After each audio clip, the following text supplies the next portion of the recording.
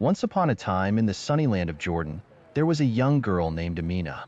Amina had big, curious eyes and a heart full of wonder. She loved exploring new places and learning about ancient histories. One day, her parents decided it was time for a grand adventure. They were going to visit the magical city of Petra.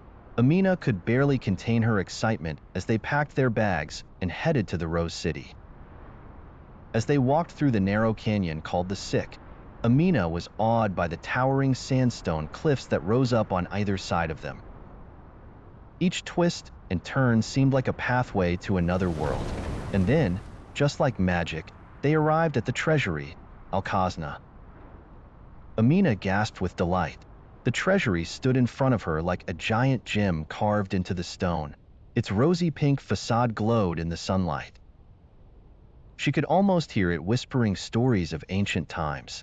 Amina imagined traders arriving with their camels, filled with treasures from far-off lands.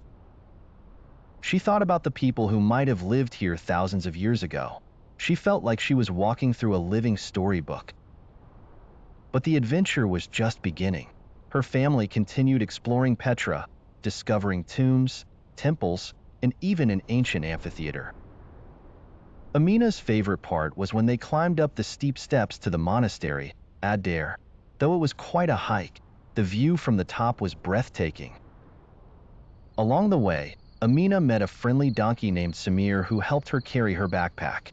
Samir had soft, furry ears and a gentle demeanor. He seemed to understand everything Amina said and nodded along like a wise old friend. As the sun began to set, Amina's family sat down to watch the sky. The sky turned shades of orange and purple. The city of Petra looked even more magical in the evening light. They joined a campfire with fellow travelers. Local Bedouins shared stories and played traditional music. Amina felt the warmth of the fire and the joy of new friendships. That night, Amina lay under a blanket of stars, feeling grateful for the adventure and the memories they had created.